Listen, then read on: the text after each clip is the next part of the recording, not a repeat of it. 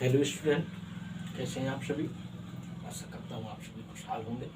स्वागत है आपका हमारे यूट्यूब चैनल टीच बाय धर्म सिंह में। आज इस वीडियो के अंतर्गत हम पढ़ने वाले हैं आपकी जो कक्षा 9th में चैप्टर 10 यानी व्रत की जो महत्वपूर्ण प्रमेय है, परीक्षा की दृष्टि से परीक्षा में बार बार आती हैं, बार बार पूछी जाती हैं प्रश्न में, उन प्रमेयों को पढ़ेंगे, उन प्रमेयों को अपन समझेंगे और उन्हें सिद्ध भी करेंगे, क्योंकि परीक्षा में आपकी सिद्ध करने को भी आती है और कई प्रमेयों का केवल स्टेटमेंट ही आता है।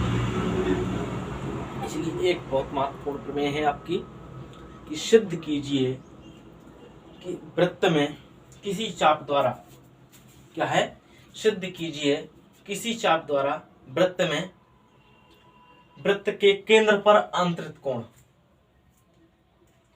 देखिए ये लिखा है हमने स्टेटमेंट आपका कि किसी चाप द्वारा वृत्त के केंद्र पर अंतरित कोण उसी चाप द्वारा शेष वृत्त पर अंतरित कोण का 2 गुना होता है। देखिए अपन इस चित्र के द्वारा समझेंगे, फिर इसे सिद्ध करेंगे। देखिए ये आपका एक वृत्त है, ठीक है, और ये O आपका माना कि केंद्र है, वृत्त का केंद्र है, ठीक है। माना ये कोई आपका चाप है PQ, ये आपका चाप है और इस चाप द्वारा केंद्र पर जो अंतरित कोण है, कह रहा है कि वो शेष वृत्त पर अंतरित कोण का 2 गुना होगा। अपन ने देखिए शेष वृत्त यानी यहाँ पर इस द्वारा यहाँ पर कहीं पर भी कोई चाप बनाया जाए वो इसके बराबर होगा। अपन सिद्ध करने के लिए केवल एक कोण ले लेते हैं, यह माना कि ये PQ क्या है आपका,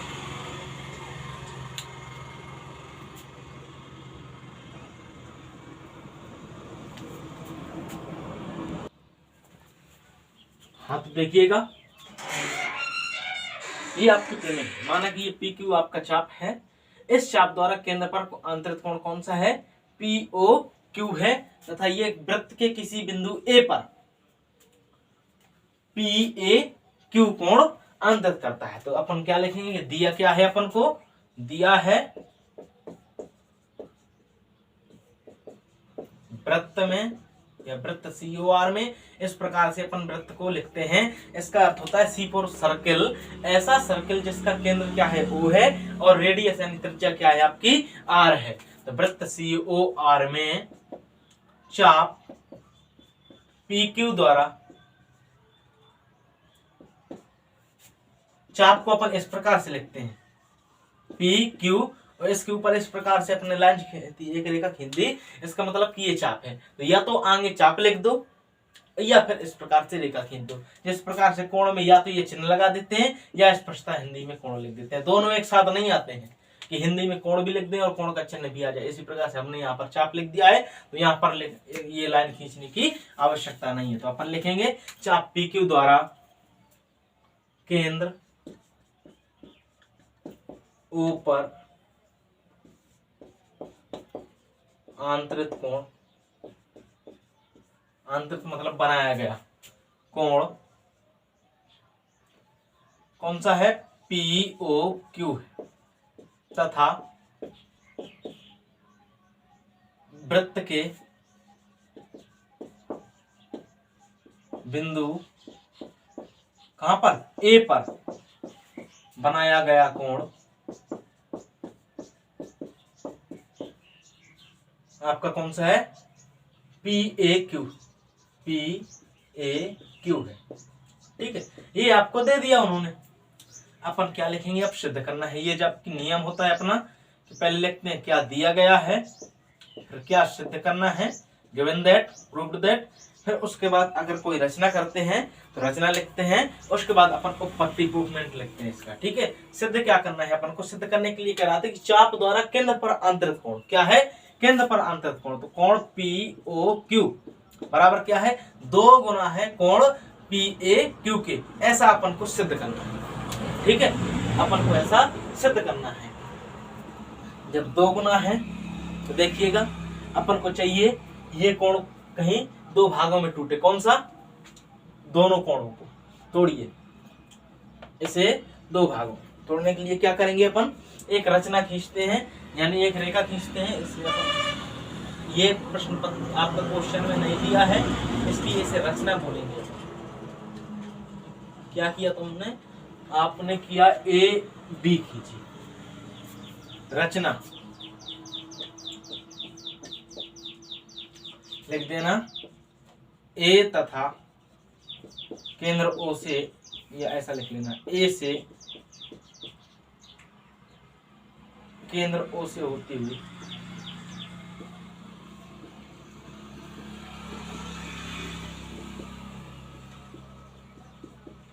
एक रेखा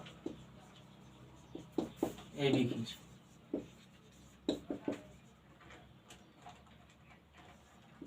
ठीक है, एक रेखा आपने क्या किया, ओ भी खींची। अब आप लिखेंगे उपपत्ति।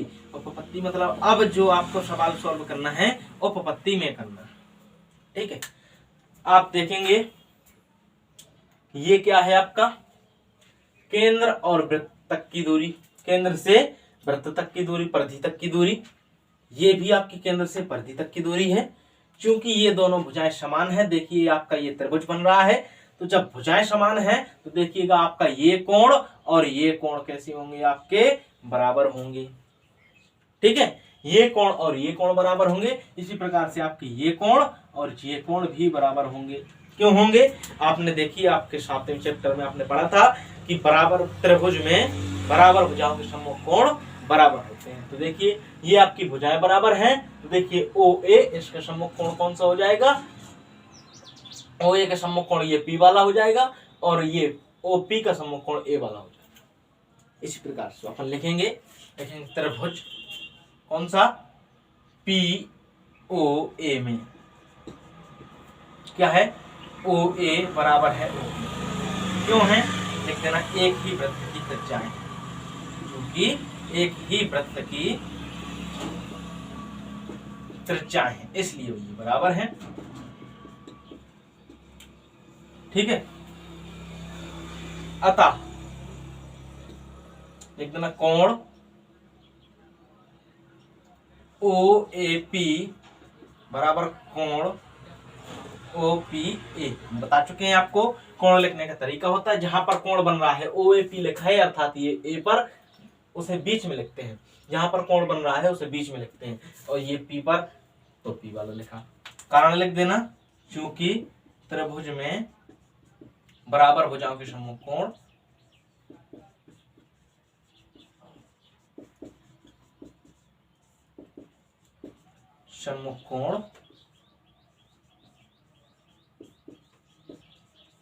बराबर यानी समान होते हैं।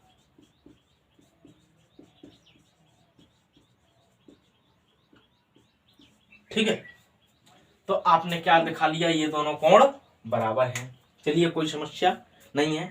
इसी प्रकार इसे समीकरण दे लीजिएगा आप, कौन सा, एक लिख देना। इसी प्रकार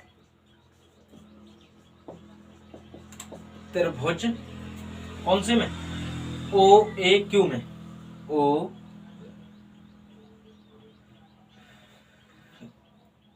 या इस प्रकार से लिखिए इसे क्यू ओ ए, क्यू ओ ए में क्या है,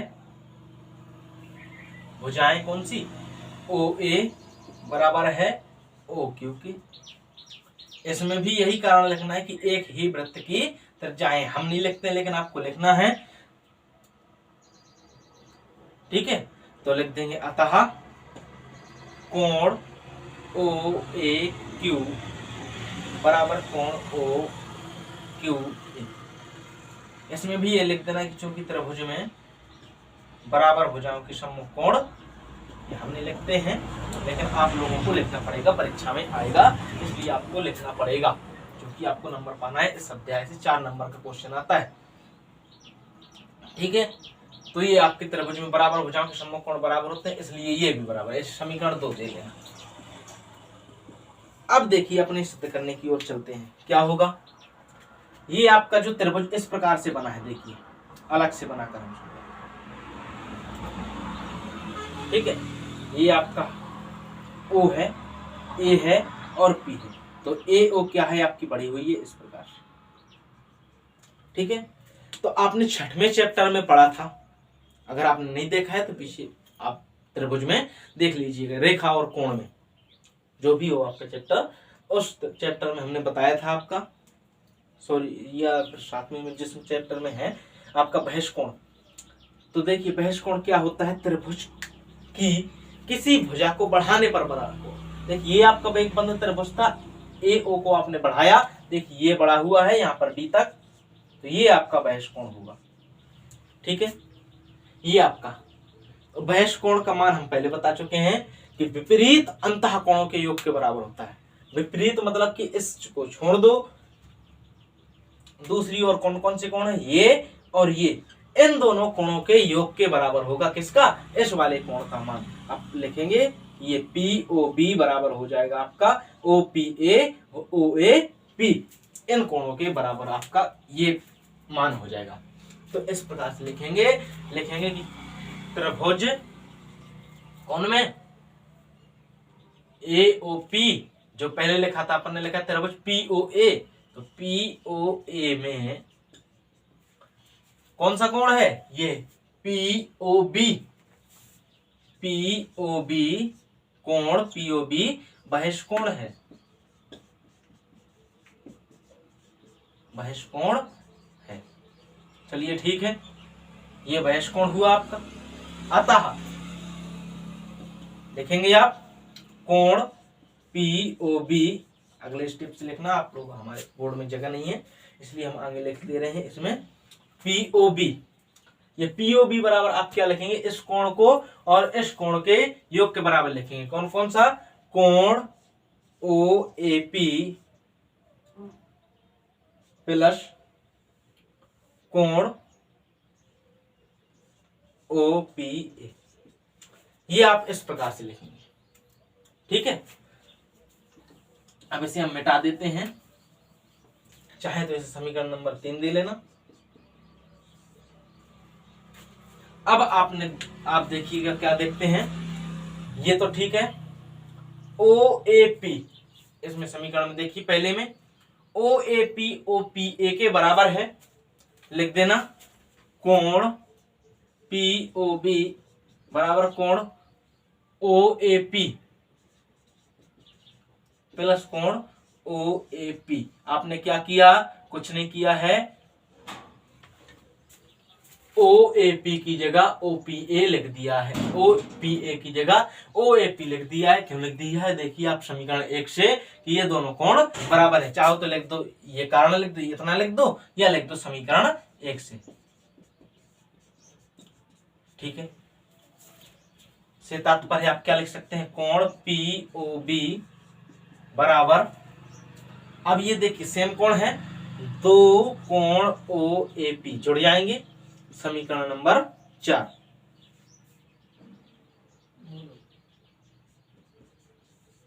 इसी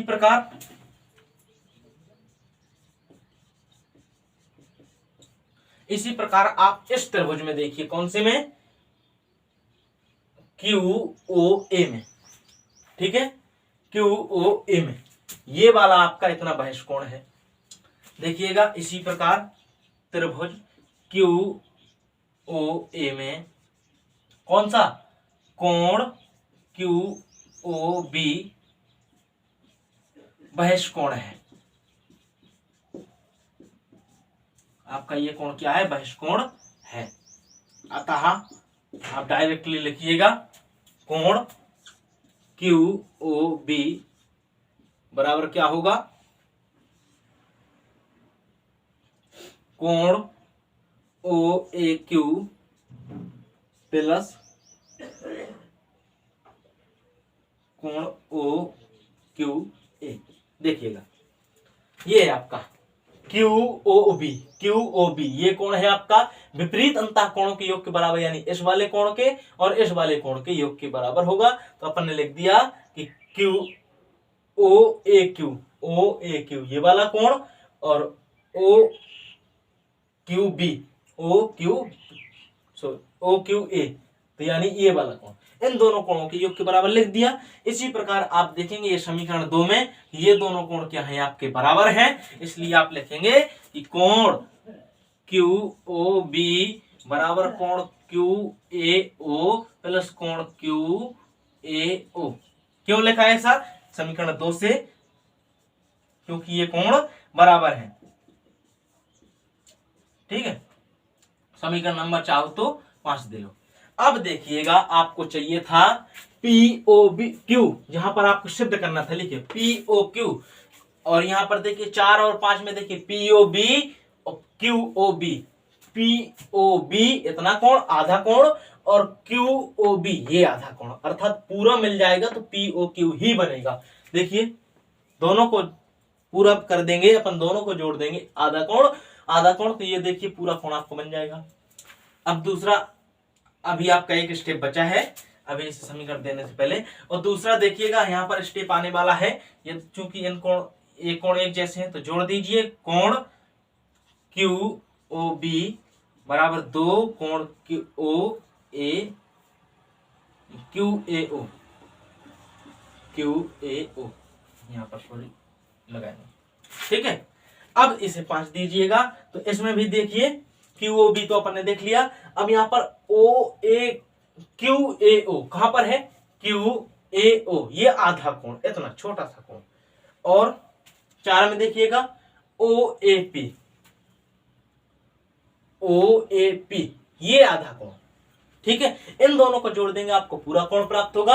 आगे 2 लगा है तो यहां भी आगे 2 लगा है। अपन लिखेंगे समीकरण 4 व 5 को जोड़ने पर, जोड़ दीजिए आप, क्या होगा?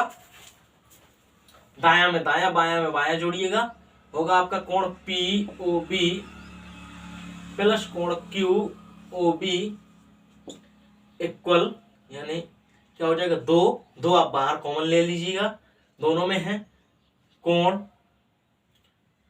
OAP प्लस कोण